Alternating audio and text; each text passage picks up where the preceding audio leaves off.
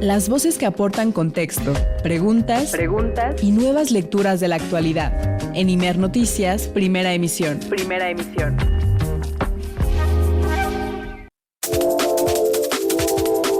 En la primera emisión de Imer Noticias, tu punto de referencia, nos da mucho gusto recibir a Pablo Iglesias, director de Canal Red, politólogo, ex vicepresidente de España. ¿Cómo estás, Pablo? Buenos días.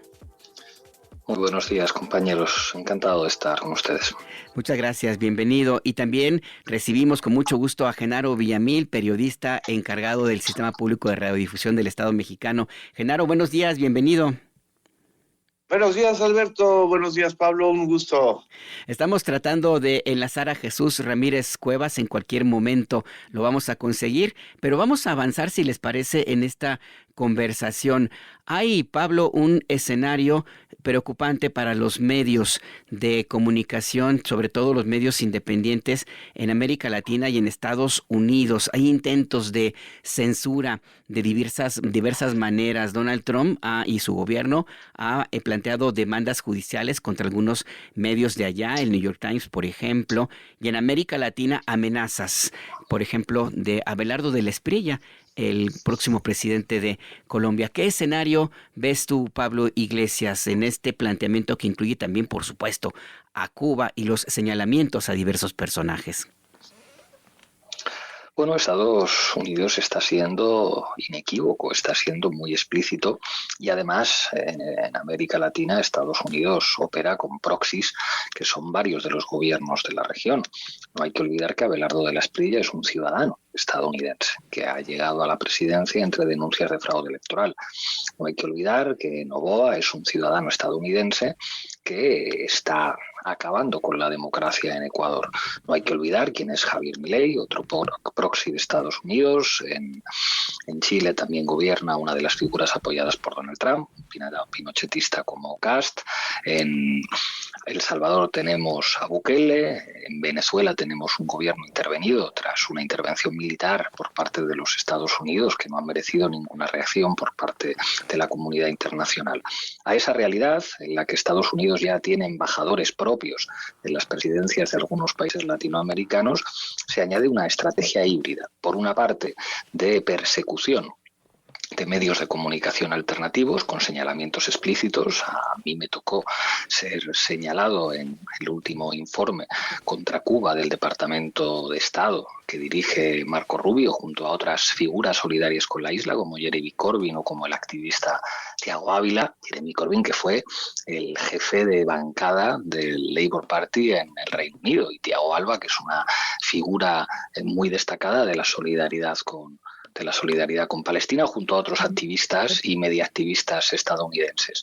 Si a eso añadimos las técnicas de injerencia con tecnología israelí, algo sobre lo que vamos a dar una noticia muy pronto en Canal Red, pues bueno, lo que tenemos es una estrategia híbrida en la que se promocionan fake news, en la que se promocionan acciones mediáticas de desinformación para desestabilizar gobiernos, en las que se interviene directamente en los procesos electorales, en las que se dan prácticas de espionaje a través de software y herramientas israelíes, y en la que se produce una persecución abierta de la izquierda. Hablar de la izquierda como un enemigo terrorista, que es lo que han hecho en este último documento, pues ya deja bastante bien a las claras cuál es la política de los Estados Unidos para el hemisferio occidental, para lo que representa su patio trasero, que es América Latina, y para lo que representan los países de la OTAN, que son países intervenidos con presencia de bases militares estadounidenses en su territorio. De hecho, la guerra de Ucrania es la prueba de que Europa no pinta nada y que si algo hay que negociar allí, pues lo negociará Donald Trump como jefe de la OTAN con Vladimir Putin, sin que la teóricamente poderosa Unión Europea pinte absolutamente nada. Es un escenario que incluye varios temas, Genaro Villamil, entre ellos esta determinación de combatir todo lo que no sea lo que ellos quieren imponer, y se repite en América Latina y también en México. Hay también algunos ejemplos, Genaro. ¿Qué ves tú en este momento? Bueno, veo toda una estrategia de control y de ataque a todos aquellos medios que no puedan controlar. Uh-huh. Y que no entren dentro de lo que llamamos la semana pasada su guerra cognitiva. me parece muy grave que además de esto que señala Pablo, que es una constante de estar hostigando medios independientes que no siguen la agenda de MAGA o la agenda de Trump, pues también hay varias acciones y varias políticas para asfixiar y para eliminar a medios públicos. Milei lo hizo en Argentina de una manera brutal, desapareciendo la agencia Telam, restringiendo a RTA, la radio y televisión de Argentina. En Chile, pues ya ni siquiera el gobierno de Boric pudo establecer una política de medios públicos, algo que es muy difícil en ese país. Y bueno, ya Abelardo de la Espriella ha dicho que los medios colombianos pues van a tener que estar alineados a este tipo de estrategias pro-norteamericanas, pro-trumpianas y de estigmatización de aquellos sectores críticos que ellos consideran, como dijo el documento de Marco Rubio, terroristas de ultraizquierda, ¿no? Terroristas de ultraizquierda, y en esa definición caben muchos temas, muchos personajes. Ya está con nosotros Jesús Ramírez Cuevas, periodista y también coordinador de asesores de la presidencia, de la presidenta Claudia Sheinbaum. Jesús, ¿cómo estás? Buenos días, bienvenido. ¿Qué tal? Buen día. Saludos, Genaro, Pablo, Alberto. Bienvenido, Jesús. Saludos. ¿Qué tal, compañero? ¿Qué tal, Jesús? Qué bueno que estás por acá. Estamos ahora mismo en la conversación sobre estos intentos de censura que hay en Estados Unidos, concretos, contra algunos periódicos, inclusive con demandas judiciales, y en América Latina, sobre todo con personajes como Abelardo de la Espriella, Nayib Bukele, ya los que hemos conocido, Javier Milei, por supuesto, y estamos viendo que existe un escenario que tiene algunos lugares comunes, uno lo que le llaman guerra cognitiva, la batalla cultural, que es lo que parece que también está dentro de este escenario. ¿Qué ves tú, Jesús Ramírez Cuevas? Bueno, la revisión de antiguas políticas autoritarias imperiales, el regreso del macartismo como legalización. Lo que está haciendo Marco Rubio es anunciar el regreso del macartismo, la persecución a la izquierda en Estados Unidos y en el mundo, donde ellos puedan tener influencia y alcance. Toda esta criminalización de la disidencia de izquierda a partir de considerarla terrorista, pues habla de que ya la vía democrática les estorba en sus planes de controlar el continente y de despojar a los pueblos de sus recursos naturales, de sus tierras y de sus derechos. Entonces vamos a un endurecimiento político hasta donde se alcanza a ver, porque pues la alineación a través del fraude electoral que hemos visto, eso era propio de México, la denuncia recurrente al fraude electoral, que era la manera en que se imponía aquí los gobiernos autoritarios y neoliberales, pues ahora se ha vuelto la práctica común en América Latina. Entonces, pues sí, hay una amenaza a la democracia y una amenaza de los ciudadanos y una criminalización no solo a los activistas o miembros de organizaciones políticas, sino también a periodistas críticos que cuestionan las políticas imperiales o las políticas subordinadas de los gobiernos en turno, que es bajo la idea del escudo de las Américas, pues ya estamos viendo la verdadera intención de apoderarse del continente y sus recursos naturales. Las leyes que están aprobando en este momento en Argentina, en el marco del Mundial, pues es evidente que van por ese camino.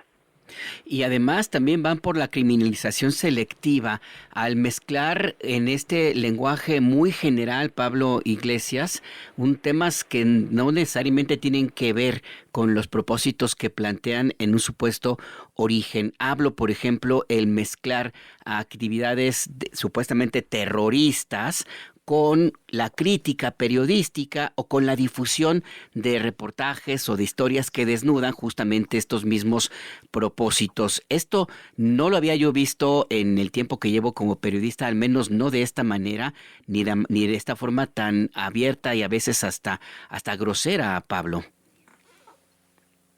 Es la criminalización de una forma de pensar. No te llaman terrorista porque mates a alguien, porque pongas bombas o porque justifiques una acción armada. Te llaman terrorista por tus ideas. Si eres de izquierdas, si criticas la política de los Estados Unidos, si señalas que hay un proceso de fascistización de la derecha, si dices que lo que se está haciendo contra Cuba es un crimen, que no hay derecho a hacerle la guerra económica a un país, que no hay derecho que a Cuba no se le permita comprar lo que necesite y que se sancione a cualquier empresa que haga negocios con Cuba, se te está llamando terrorista. Y al terrorista se le puede matar, al terrorista se le puede secuestrar, al terrorista se le puede encarcelar, al terrorista se le pueden cerrar sus medios de comunicación y se pueden prohibir sus partidos políticos. Cuando hablamos de fascistización de la derecha, hablamos de un fin tendencial de las democracias liberales tal y como las hemos conocido. Eso no quiere decir que las democracias liberales fueran perfectas o que no tuvieran mecanismos de control oligárquico, pero vamos hacia escenarios en los que se va a perseguir a sujetos periodísticos y sujetos políticos por sus ideas, por su manera de pensar.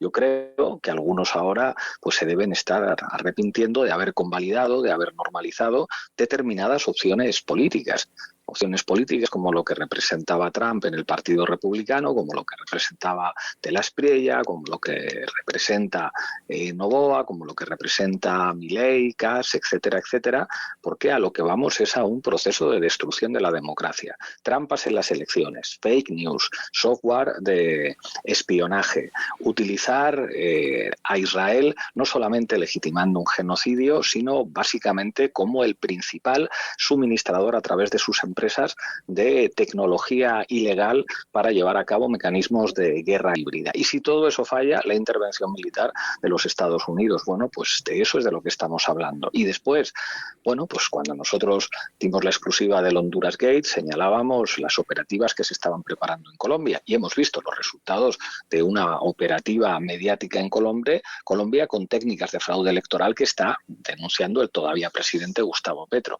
El siguiente objetivo de esa estrategia es México. Y con México los Estados Unidos siempre tienen la excusa, el pretexto del crimen organizado y el narcotráfico para intervenir directamente en un territorio soberano y para aprovechar cualquier excusa para llevar a cabo prácticas de injerencia. Por eso creo que es muy importante decir esto, que no es agradable de oír, pero que es la verdad, y prepararse para proteger la democracia en México. ¿Estamos preparados, Genaro Villamil, con todo lo que vivimos todos los días en México, dentro y fuera de nuestro país, Genaro?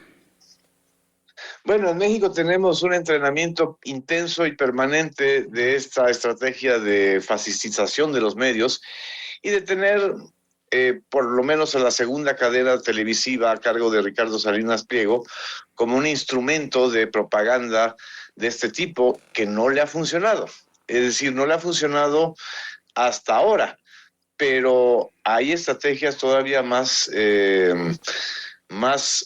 peligrosas que tienen que ver ya también con el modelo de concentración monopólica y de control de grandes plataformas y de grandes empresas generadoras de contenido. Ahorita que estábamos platicando, yo estaba pensando en todo este proceso de concentración de una compañía tan grande y compleja como Warner, que tiene entre sus propiedades a la CNN y a varios medios de difusión, que pues prácticamente va a ser absorbida por Paramount. Paramount, que está ahora a cargo de dos empresarios que están absolutamente alineados a trumpismo, como le ha sucedido también a la plataforma X, que antes era Twitter, como le está sucediendo a Facebook, como le está sucediendo a TikTok. Es decir, van por un control 360, van por un control absoluto de la conversación pública. En México no han logrado pues controlar al 100% porque hay todavía una fuerza social que defiende la soberanía, que defiende la dignidad de los mexicanos y un gobierno que está sirviendo de dique a través de la presidenta Claudia Sheinbaum, ¿no? la presidenta Claudia Sheinbaum es un dique, Jesús Ramírez Cuevas, también los esfuerzos que se hacen en los medios públicos, la difusión misma de la mañanera, pero sin embargo el resto del espectro radioeléctrico y los medios siguen este mismo proceso del control 360. ¿Lo ves tú así, Jesús Ramírez Cuevas? Hablo de México. Bueno, hay un modelo de comunicación que ha aplicado la derecha utilizando las plataformas y que en México ya se aplica. Y lo hemos visto, por un lado, a partir de inocular o de establecer cierta narrativa en los medios de comunicación sobre el tema de la inseguridad, que luego se desdobló hacia la corrupción y que llegó al punto en el 2024 del narcopresidente y narcopresidenta, y que ha continuado. Este modelo ya lo aplicaron en Brasil, lo aplicaron en Argentina, lo aplicaron en Bolivia, en Ecuador, y que tiene como fin, pues, digamos, construir una mayoría social o una opinión mayoritaria o importante, la opinión pública en contra de los gobiernos progresistas. En el caso de México no ha funcionado esta narrativa, esta estrategia, pero no somos inmunes a que esto pueda, digamos, suceder. Es como ir construyendo una erosión permanente y que algunos hechos manejados por los medios pueden terminar por como enlazar esta inoculación de esta visión para como dar por conclusión de que sí, efectivamente los gobiernos de izquierda son lo que dicen, ¿no? Entonces sí se tiene que sí estamos bajo asedio en esta estrategia, sobre todo en redes sociales, pero bueno, pues aquí en México no ha funcionado porque hay una politización muy grande de la población, pero esta no es, digamos, una vacuna que se mantenga si no hay congruencia con los hechos, si el gobierno y la izquierda no mantienen, digamos, una estrategia política de convertir su política gubernamental también en información, y creo que aquí hasta ahorita ha funcionado las conferencias matutinas como la estrategia del mismo movimiento, ¿no? Que hay una organicidad en las redes que no está definida por el dinero o por estrategias de bots, sino por que hay una militancia informativa, una militancia digital natural que se expresa, y que eso es el dique que tienen estas estrategias hasta el momento. Esto no se ve en otras latitudes, Pablo Iglesias. La mañanera, por supuesto, que es algo muy de México, que estableció ya de manera formal el presidente López Obrador. Pero digamos que los mismos objetivos similares de gobierno, de estrategia y de gobierno y de privilegiar a los más necesitados como el eje central de las políticas públicas, se aplicó, por ejemplo, en Colombia, en donde una muy buena cantidad de personas salieron de la pobreza. ¿Qué es lo que hace distinto a México desde tu mirada, desde los lugares en donde andas por todos lados, Pablo Iglesias? ¿Qué hace distinto a México de otros países? Y eventualmente que pudiera esto también ser observado por esta misma ultraderecha, aprender y buscar estrategias concretas, Pablo. México es un país lleno de particularidades. Incluso su propia experiencia revolucionaria y su constitución de 1917 es ya, digamos, un caso único en el conjunto de América Latina. El sistema político que se construye en México después de la revolución, en particular después de que Lázaro Cárdenas pues exilia a Plutarco Díaz Calles, es un sistema que lo distingue del conjunto de América Latina. Un sistema con una capacidad enorme de cooptación, un sistema con una capacidad de supervivencia sin dictaduras militares, con ciertos elementos de estabilidad política, con sectores situados a la izquierda y a la derecha dentro, digamos, como del mismo régimen político que en su momento definió el PRI, con un carácter de sus movimientos sociales muy especial y con muchísimas particularidades políticas, lo que representa la propia izquierda mexicana desde el apellido Cárdenas hasta López Obrador y Claudia Sheinbaum. y ahora mismo es, bueno, pues la gran referencia de la izquierda en América Latina y a nivel mundial, pero México no está fuera del planeta Tierra. Y en el mundo hay una serie de transformaciones tecnológicas que redefinen los escenarios de la política. La imprenta y el periódico redefinió la política, y eso lo sabían los hermanos Flores Magón con Regeneración. Y digamos que la revista, el periódico escrito, fue el instrumento hegemónico de la política durante mucho tiempo. Después llegaría la radio, después llegaría la televisión, y ahora estamos en la época de las redes sociales y de los algoritmos. Cuando vimos la película Brexit, en la que veíamos que por primera vez se podían segmentar los mensajes que le llegaban a la ciudadanía en función de sus preferencias y de información y de datos personales en sus redes sociales, pues nos dimos cuenta del terreno en el que estamos. Y estamos en un terreno nuevo, en un territorio nuevo, porque las redes sociales son territorios en los que habitan millones de personas que se socializan políticamente ahí. Y los próximos procesos electorales, en México vienen muchos en el 27, van a estar definidos por campañas de desinformación muy efectivas en redes sociales como TikTok.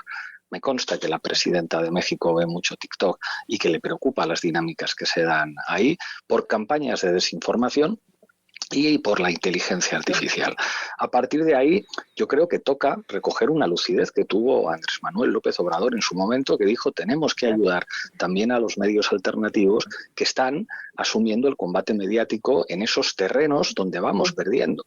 A mí me sigue pareciendo trágico que los gobiernos de izquierdas en América Latina no hayan aprovechado sus oportunidades para crear su propia red social con sus propios algoritmos, y que todos tengamos que depender de Instagram, de Facebook, de X y de TikTok, que son redes sociales en última instancia en manos de tecnoligarcas para buena parte de nuestra comunicación. La conversación que estamos teniendo ahora la está escuchando mucha gente, pero si después convertimos esta conversación en reels o en piezas que se puedan difundir en otras redes sociales, puede que la escuche mucha más gente, y sobre todo gente mucho más joven. Hace falta, a mi juicio, que se potencie la acción y los recursos de medios de comunicación, que estamos dando la batalla en terrenos que van a ser cruciales en todas partes. Es verdad que la derecha mexicana ha demostrado muchas torpezas en los últimos tiempos.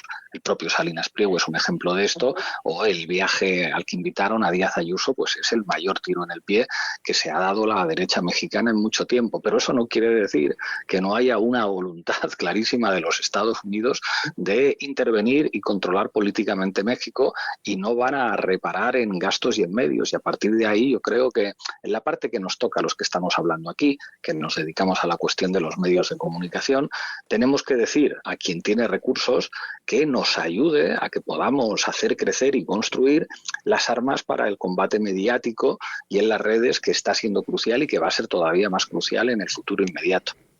Construir una nueva estrategia, nuevos elementos, nuevas armas, Genaro Villamil, potenciar la capacidad de cada uno de los espacios, los medios públicos, por supuesto. Esto también forma parte de lo que tendremos que analizar y detenernos a pensar, Genaro. Así es, absolutamente de acuerdo con este planteamiento de Pablo. Y hay que recordarles a la audiencia que en esta semana precisamente la presidenta Claudia Sheinbaum abrió un debate y una agenda de consultas sobre la influencia de las plataformas sociodigitales en fenómenos como son la salud mental, las adicciones digitales de los sectores más jóvenes. Convocó a toda la sociedad y en especial al sector escolar o al sector educativo a emprender esta discusión y a retomar las acciones que están haciendo en otros países, y en especial en Europa, para tratar, yo creo que tardíamente, de irregular o de frenar estos fenómenos de concentración y de derechización de las plataformas digitales, y por supuesto de utilización de la inteligencia artificial de una manera absolutamente sesgada y para generar información falsa, noticias falsas, una percepción alterada de la realidad. Vamos hacia un proceso todavía más grave y delicado de lo que hubo hace 10 años, en 2016, precisamente con el Brexit y con la primera victoria de Donald Trump. las generaciones que vivieron este proceso de intoxicación de la plataforma de Facebook y de la segmentación de las audiencias, tenemos que tener muy claro que el proceso que viene ahora va a ser todavía mucho más complejo y más delicado. En este mismo proceso de una mirada a la realidad y estar dentro de ella, Jesús Ramírez Cuevas, la idea de la construcción de plataformas propias, eventualmente también la construcción de un solo espacio de algoritmos para no depender de los grandes consorcios como Elon Musk, como todos los que ya conocemos, y al mismo tiempo también una alternativa a los medios comerciales, por ejemplo en México, que están empeñados en lo mismo, que están en este mismo proceso y mientras llegan a su propia frentazo de realidad, pues hay que dar una alternativa, Jesús, y lo empezaron en el proceso, en el periodo del presidente López Obrador, se mantiene ahora. ¿Para dónde caminar en esta ruta, Jesús? Bueno, lo que hicimos en el gobierno de Andrés Manuel López Obrador fue reconocer a un actor que permitió romper el cerco informativo de los medios tradicionales y que permitió la comunicación directa del movimiento de la Cuarta Transformación con la sociedad, y eso fue lo que ayudó a construir una mayoría electoral. Pero eso, y entonces el gobierno reconoció a ese actor que son las redes sociales, los youtubers, los nuevos fenómenos de comunicación ciudadana y juvenil, y se les dio espacio. Recordemos que por primera vez en conferencias institucionales y presidenciales se dio, se permitió la entrada y que participaran como periodistas estos nuevos actores de la comunicación, y esto ha potenciado también su propia acción, actividad e influencia. Hace falta profesionalización, hace falta más apoyo, hace falta, construir un ecosistema mediático que contrarreste este comité central de la redacción del odio en que han convertido las redes sociales a través de estos mensajes de inteligencia artificial y de desinformación. Hay una estrategia con mucho dinero de los grandes consorcios, los grandes transnacionales y de centros de pensamiento que están diseminados fuera del país y en este país, y que tienen que ser contrarrestados pues con una estrategia mucho más organizada, que sí implica recursos, pero también la organización de estrategias de información involucrando a otros actores. Y creo que eso todavía falta por organizar. Tener alternativas de redes sociales o de plataformas como Blue Sky, que ha impulsado mucho el gobierno brasileño, pues sí es importante, pero incluso estas plataformas, estas redes sociales nuevas, tampoco alcanzan a tener influencia suficiente, ¿no? Quedan aisladas todavía del uso masivo de esta red. Y bueno, yo lo que pienso es que en el debate que se está abriendo hay que ir al fondo, echarle la culpa o responsabilizar a las familias, a los adolescentes, a los niños, a los jóvenes de el uso de las redes, pues no es suficiente. Sí está muy bien hablar de la adicción y de las consecuencias a la salud mental que provoca el uso intensivo de los dispositivos electrónicos y de las redes sociales, pero ese no es el fondo en el que se manejan las plataformas. Las plataformas utilizan sistemas de información y algoritmos que llevan a la adicción, que llevan a la segmentación de la información, que arrinconan información crítica que no les conviene e impulsan otro tipo de información que manipula a la opinión pública. Es ahí que el fondo de esto no es prohibirle a los jóvenes usar las redes sociales, sino acabar con el algoritmo, o que se transparente el algoritmo, que se disminuya o que se eliminen las formas de adicción, el scroll continuo, en fin, todas estas cosas que están ya estudiadas, que provocan adicción y que también ayudan a la desinformación. Entonces, aquí hay que, en lugar de que sea solo la sociedad la responsable, el Estado debe asumir una representación de la sociedad frente a estas plataformas que son los grandes poderes. O sea, no solo ahora determinan el futuro o la información con la que la gente toma decisiones, no solo manipulan procesos electorales, también están definiendo el futuro económico de los países. Entonces, creo que, cuando se habla de guerras cognitivas, estamos entendiendo que están definiendo también la forma en cómo se entiende el mundo y la realidad, y por lo tanto, pues influyendo el comportamiento social y político de la gente. Ese es el fondo que hay que contrarrestar, y si es una responsabilidad de los estados.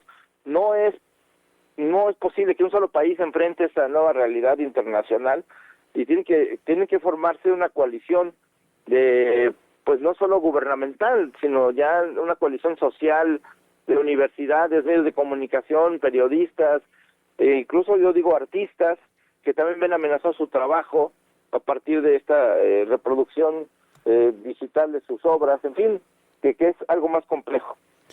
Algo más complejo y que nos daría para muchísimo más de análisis y de conversación, pero se nos acaba el tiempo. ¿Qué les parece si seguimos esta misma conversación y otros temas que van a seguir muy presentes en nuestra próxima cita ya muy pronto? Por lo pronto, Pablo Iglesias, Jesús Ramírez Cuevas, Genaro Villamil, muchas gracias por este análisis y por ofrecerle a la audiencia de Imer Noticias estos puntos de vista valiosos para formar las propias decisiones. Pablo, muchas gracias. Un placer, compañeros. Encantado de compartir este espacio con ustedes. Muy bien, pues un saludo a toda la audiencia y a los compañeros. Genaro, muchas gracias. Un abrazo, Pablo, Jesús, Alberto y a toda la audiencia. Un abrazo también para ustedes y nos vamos a escuchar dentro de un par de semanas.